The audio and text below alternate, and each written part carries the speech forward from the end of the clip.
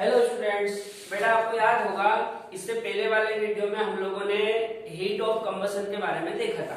अभी हमको देखना है हीट ऑफ न्यूट्रलाइजेशन। क्या देखना है? Heat of neutralisation. हिंदी में बोलते हैं उदासीनीकरण की ऊष्मा। क्या कहते हैं? उदासीनीकरण की ऊष्मा। बहुत आसान है। जब किसी एसिड को किसी बेस द्वारा न्यूट्रलाइज किया जाता है, जब किसी एसिड को किसी बेस के द्वारा न्यूट्रलाइज किया जाता है, मतलब उदासीन किया जाता है, तो उस समय जो हीट इवॉल्व होती है, बाहर की ओर मुक्त होती है, उसी को कहते हैं हीट ऑफ न्यूट्रलाइजेशन, उदासीनीकरण की ऊष्मा। ठीक है, देखते हैं। द हीट इवॉल्व्ड व्हेन, ये वन इक्विवेलेंट है, याद रखना है, one equivalent of an acid is completely neutralize. Completely neutralize होना चाहिए, ठीक है ना? इज कंप्लीटली न्यूट्रलाइज बाय, ये फिर वन इक्विवेलेंट है, one equivalent of A base in dilute solution is called as heat of neutralization। मतलब एक एसिड के वन इक्विवेलेंट को जब एक बेस के वन इक्विवेलेंट द्वारा कंप्लीटली न्यूट्रलाइज किया जाता है, उस समय जो हीट इवॉल्व होती है उसी को कहते हैं हीट ऑफ न्यूट्रलाइजेशन।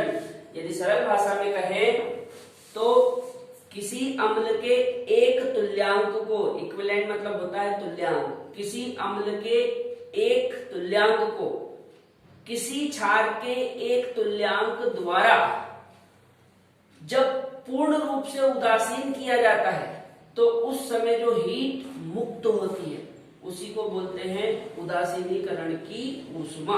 ठीक है, अब की पॉइंट में यहाँ पे समझो मैंने क्या लिख रखा है। यहाँ पे मैंने स्ट्रॉन्ग एसिड ले रखा है, यहाँ पे स्ट्रॉन्ग बेस ले रखा है। जब स्ट्रॉन्ग एसिड और स्ट्रॉन्ग बेस आपस में रिएक्ट करेंगे तो साल्ट बनेगा और साथ में वाटर बनेगा और साथ में हीट इवॉल्व होगी, मतलब उत्सर्जित होगी। जो हीट यहाँ पे इवॉल्व होगी उस हीट को कहेंगे हम न्यूट्रलाइजेशन की हीट। ठीक है, अच्छा, मैंने स्ट्रॉन्ग एसिड का भी एक इक्विवेलेंट ले रखा है, NV। ये NV इक्वल टू होता है इक्विवेलेंट। NV इक्वल टू क्या होता है? इक्विवेलेंट।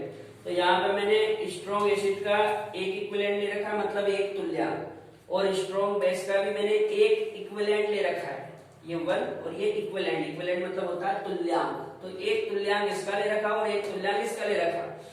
जब दोनों को आपस में रिएक्ट करवाया गया तो लवण बना, मतलब साल्ट, साथ में वाटर बना, और हीट कितनी निकली?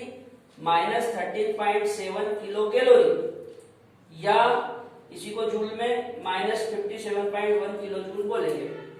यदि सरल भाषा में कहा जाए तो जब स्ट्रॉन्ग एसिड को, मतलब स्ट्रॉन्ग एसिड के एक तुल्यांक को स्ट्रॉन्ग बेस के एक तुल्यांक द्वारा जब पूरी तरह से उदासीन किया जाता है, न्यूट्रलाइज किया जाता है, तो -13.7 किलो कैलोरी हीट निकलती है, या उसी को जूल में बोलेंगे -57.1 किलो जूल।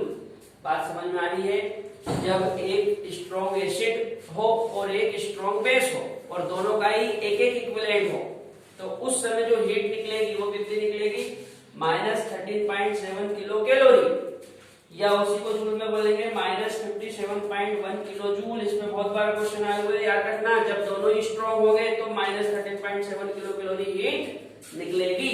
अब इधर देखो, इस तरफ वाले बोर्ड पे देखो, दोनों स्ट्रॉन्ग हो तो ठीक है, लेकिन दोनों में से यदि एक भी वीक हुआ, दोनों में से एक भी वीक हुआ या दोनों ही वीक हुए, तो फिर जो हीट होगी वो -13.7 किलो कैलोरी से कम होगी, लेस देन -13.7 किलो कैलोरी। याद रहेगी बात? यदि दोनों स्ट्रॉन्ग है तो -13.7, लेकिन यदि दोनों में से एक भी वीक हुआ या दोनों ही वीक हुए तो फिर वो जो हीट निकलेगी वो -13.7 किलो कैलोरी से कम होगी।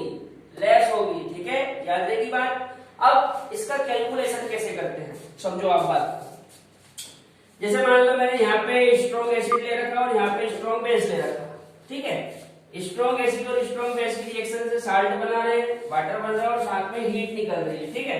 अब आप समझो कि कैलकुलेशन कैसे किया जाता है। मान लो ये जो स्ट्रॉन्ग एसिड है मैंने इसका एक इक्विवेलेंट ले लिया। कितना इक्विवेलेंट ले लिया? एक इक्विवेलेंट। अब इसका एक इक्विवेलेंट बेस के एक इक्विवेलेंट द्वारा न्यूट्रलाइज होगा, तो मैंने इसका भी एक इक्विवेलेंट ले लिया, ठीक है। एसिड का भी एक इक्विवेलेंट है और बेस का भी एक इक्विवेलेंट है, तो इसका एक इक्विवेलेंट इसके एक इक्विवेलेंट को पूरी तरह से न्यूट्रलाइज कर देगा, ठीक है। उस समय जो हीट निकलेगी वो कितनी होगी? ये हीट होगी -13.7 किलो कैलोरी। लेकिन यदि मैं दो इक्विवेलेंट ले लूं, कितने इक्विवेलेंट ले लूं? दो इक्विवेलेंट, तो इसके दो इक्विवेलेंट पूरी तरह से न्यूट्रल होंगे कितने बेस से? इसके भी दो इक्विवेलेंट लेने पड़ेंगे, तो इसके भी दो इक्विवेलेंट ले लिए। अब आप समझो बात को, जब दोनों का एक एक इक्विवेलेंट था, जब दोनों का एक एक तुल्यांक था, तो हीट -13.7 निकल रही थी। जब दो दो लेंगे तो क्या करना है? कुछ नहीं, बहुत आसान है, -13.7 इंटू 2 कर दो। ये माइनस में होती है ना, याद रखना, ये -13.7 इंटू 2 कर दो। अच्छा, कभी कभी प्रश्न ऐसा आ जाता है, इसके तो दो इक्विवेलेंट है लेकिन इसके मान लो 3 इक्विवेलेंट दे दिए जाए। इसके तो दो इक्विवेलेंट है लेकिन इसके कितने इक्विवेलेंट दे दिए? 3। तो अब आप यहाँ पे बात को समझो, ये 3 और ये 2, तो इसके दो इक्विवेलेंट को न्यूट्रल करने के लिए कितने बेस लगेंगे? दो इक्विवेलेंट लगेंगे। भाई यहाँ पे भले 3 दे दिए हो लेकिन यहाँ तो 2 ही है, तो इसके दो इक्विवेलेंट न्यूट्रल करेंगे, ठीक है ना। मतलब हीट कितनी निकलेगी? -13.7 इंटू 2। अरे भाई ये तो 2 मोल है ना, यहाँ पे भले तुम 5 मोल ले लो। देखो जैसे मान लो फॉर एग्जाम्पल, मान लो इसको मैंने 3 इक्विवेलेंट लिख दिया, ठीक है, और इसको मैं लिख देता हूं 5 इक्विवेलेंट। अब आप बात को समझो, इसके 3 इक्विवेलेंट है और इसके 5 इक्विवेलेंट है। अब आपने भले यहाँ पे 5 ले लिए लेकिन ये तो 3 ही है ना, तो इसके 3 इक्विवेलेंट को इसके 3 इक्विवेलेंट ही न्यूट्रल करेंगे, और जब दोनों के 3 लेंगे तो हीट कितनी निकलेगी? -13.7 इंटू 3 ही निकलेगी। अच्छा, इसको आप उल्टा भी कर सकते थे। कैसा? जैसे मान लो यदि मैं यहाँ पे 5 इक्विवेलेंट लिख दूं और यहाँ पे लिख दूं 3 इक्विवेलेंट। अब की बार मैंने क्या करा, यहाँ पे लिख दिया 5 और यहाँ पे लिख दिया 3, तो अभी भी बात वही है, समझ वाली बात। खाली फर्क ये है कि अब हमने एसिड के 5 इक्विवेलेंट ले लिए और बेस के 3 इक्विवेलेंट ले लिए, लेकिन अभी भी इसके 3 इक्विवेलेंट इसके 3 इक्विवेलेंट को न्यूट्रल करेंगे। भाई 5 को थोड़ी नहीं कर सकते, ये तो 3 ही है ना, तो इसके 3 को ही न्यूट्रल करेंगे। इसका मतलब अभी भी हीट क्या होगी? -13.7 इंटू 3।